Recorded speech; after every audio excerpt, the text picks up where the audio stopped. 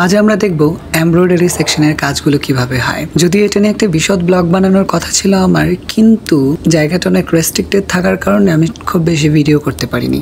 তারপরে যে সমস্ত ভিডিওগুলো আমার হাতে ছিল সেগুলোকে জোড়া লাগিয়ে আপনাদের দেখানোর চেষ্টা করছি। এমব্রয়ডারি আমাদের গার্মেন্টস শিল্পের বা আমাদের টেক্সটাইল ডিপার্টমেন্টের খুবই গুরুত্বপূর্ণ একটা অংশ।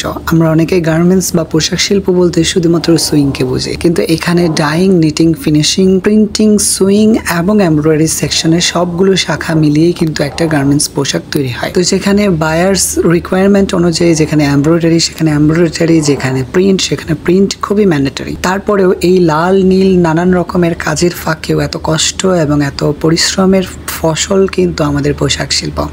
আমাদের পোশাক শিল্পটাকে বাঁচিয়ে রাখার জন্য দেশের হাজার হাজার পোশাক শ্রমিক একযোগে কাজ করে যাচ্ছে।